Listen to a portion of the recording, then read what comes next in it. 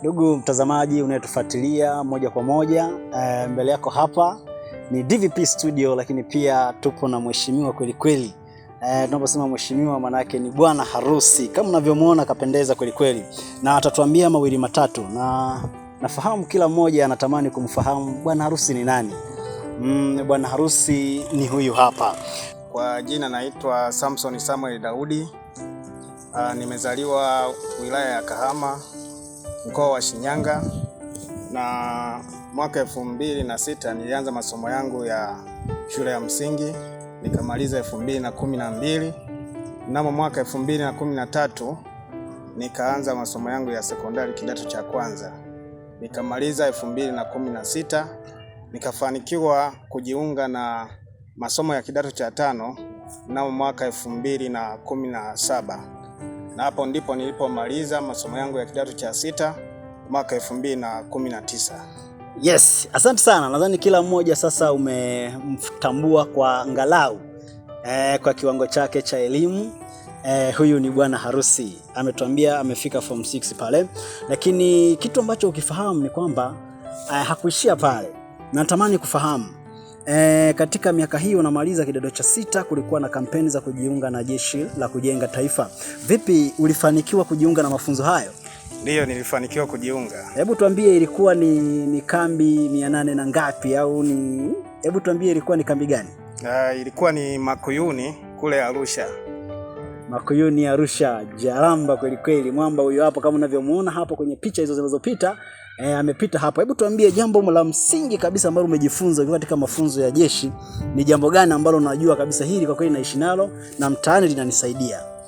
Jambo kubwa ambalo nimejifunza ni nidhamu, kwa sababu kule tumefundishwa nidhamu, namna ya kutii watu, na pia kingine kufanya kazi kwa bidii. Hiyo imenisaidia sana kuweza kufanya kazi mbalimbali katika mazingira ya namna yoyote ile. Yes, shemeji yetu sikia hiyo. Mwamba kweli kweli amepata mafunzo ya nidhamu. Kwa hiyo tegemea kabisa katika maisha yenu siku akileta mambo mengine mkumbushe. Ulituambia bwana jeshi nimejifunza mambo ya nidhamu. Mbona uniheshimu jamani, my baby. Vitu kama hivyo hapo. Lakini hakuishia hapo. Na mimi sasa kila mmoja anatamani kujua huyu bwana harusi ni nani bwana? Mimi nimekuambia ni mheshimiwa mwanzoni. Ni mtu mkubwa kweli kweli. Hebu sasa tuambie, umemaliza mafunzo ya JKT. Umefundishwa uzalendo, umefundishwa nidhamu, chapa kazi kwa bidii. Baada ya hapo nini kiliendelea hapo mbele? Baada ya hapo nikafanikiwa kujiunga na masomo ya chuo mwaka wa kwanza. Kozi ambayo nijiunga kusomea ni kozi ya pharmacy. Inaitwa Bachelor of Pharmacy, shahada ya kwanza ya ufamasia. Kila mmoja anatamani kufahamu. Kwa hiyo sasa kama ulihitimu hayo mafunzo, wewe ni nani? Yaani mtu anaweza akaanza kukutamka kwa title gani? Mimi ni mfamasia. Yes, huyu hapa bwana ni mwamba kweli kweli, mfamasia. Kama ulikuwa ufahamu, ni mfamasia, amehitimu masomo yake ya chuo kikuu, ana degree ya ufamasia. Hongera sana. Jambo la muhimu sana ambalo kila mmoja yuko hapa na natamani kufahamu, katika hatua zote hizo umeanzia shule ya msingi, sekondari, form 6 hadi chuo. Shemeji yetu huyu unayemwona leo, mlikutania wapi? Jeshini wakati mnakula jalamba au mlikutania wapi bwana? Kila mmoja anatamani sana kusikia hilo.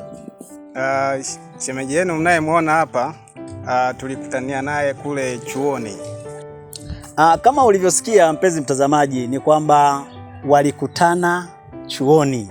Amepita kote huku, lakini waliyekutana naye wamekutana naye chuoni. Sasa jambo ambalo nataka kumuuliza bwana harusi wetu, kwa mara ya kwanza anamuona bi harusi wetu, hajamwambia chochote ila akili yake ikamwambia this is she deserve to be.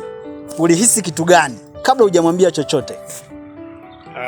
Mimi nilipomuona tu nilipata amani ya moyo, nikajisikia vizuri, nikaona kwamba nafaa kuwa mke wangu. Yes, bwana, kila mmoja amesikia hapo.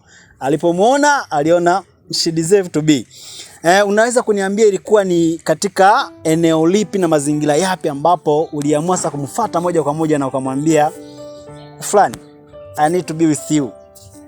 Mimi nilichofanya kwanza nilianzia kutengeneza tu urafiki, tukawa tunawasiliana kwenye simu, tunapiga story 2-3, lakini siku ilipofika nikawa nimempa location tukutane ili tuweze kujadili kitu fulani, na tulikutana, ilikuwa ni venue, kwa hiyo tukaongea naye hadi leo tunafikia hapa kwenye harusi.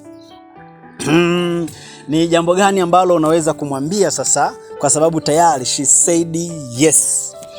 Mimi ninachoweza kumuahidi, nitakuwa mwaminifu kwake, lakini atarajia kabisa kwamba mimi nitakuwa mume bora kwake, lakini kingine nitakuwa baba bora wa watoto wake. Kwa hiyo majukumu yote ambayo yalikuwa yanafanywa na mzazi wake, kwa sababu mimi ndo nimepokea kijiti, nitayafanya ipasavyo. Baada hii inaitwa kiapo binafsi. Yaani Mwamba akazungumza. Bibi harusi kama unavyotusikia bwana, Mwamba kashamaliza ya kwake. Atakuwa baba bora, atafanya kile linalowezekana kuhakikisha amani ndani ipo. Na ametuambia huyu Mwamba akapita jeshi. Maana yake nidhamu ya kutosha ipo, uzalendo wa kutosha. Kwa hiyo tutegemee mambo makubwa sana. Tunashukuru sana. Jambo la mwisho ambalo unaweza kuambia watazamaji na watu wote ambao wamefanikisha jambo hili, hebu waambie. Jambo la mwisho kabisa, kwanza ninamshukuru Mungu kwa kunipatia watu wa muhimu kabisa ambao wamenisaidia katika kufanikisha jambo hili. Sasa kaka yangu Isaya, kiupekee pia sitaweza kuwasahau wazazi wangu ambao tumeshirikiana pamoja nao, na ndugu jamaa na marafiki ambao wamehusika kwa sehemu kubwa kufanikisha tukio hili. Mungu wa mbinguni awabariki sana kwa kile mlichotoa na namna mlivyojitoa ili kufanikisha jambo hili.